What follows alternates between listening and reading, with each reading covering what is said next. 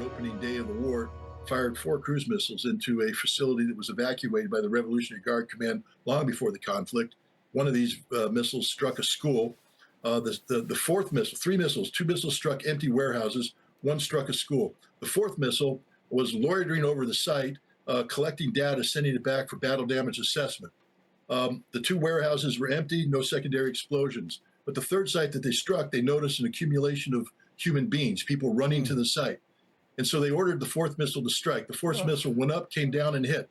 The missile is designed to penetrate with a bunker-busting capability, but there's an additional factor to this missile.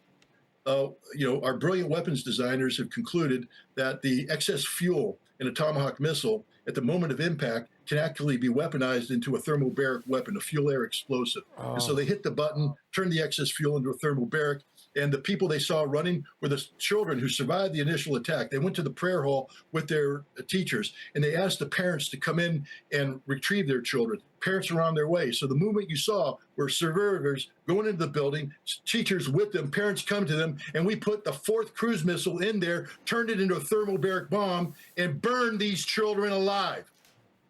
That's this war in a nutshell. Yeah. We don't know what we're doing. We don't know what we're targeting. And all we're doing is murdering people. And you know why this happened?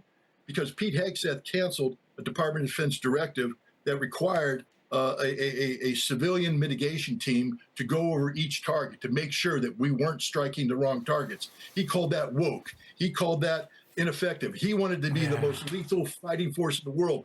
Kill, kill, kill. Well, Pete, you killed them. 170 of them, children. You're a murderer. You're a war criminal. And so is Donald Trump, and so is every American who supports this war, because this war is an illegal war of aggression. We aren't obeying the laws of war, and we're simply slaughtering innocent people to appease a bunch of neoconservatives who have an outdated concept of what the world should look like and who have completely subordinated the interests of the United States to the state of Israel. And I apologize for losing my temper. I'm a father of 2 girls, and I would hunt down and kill anybody who brought harm to my children.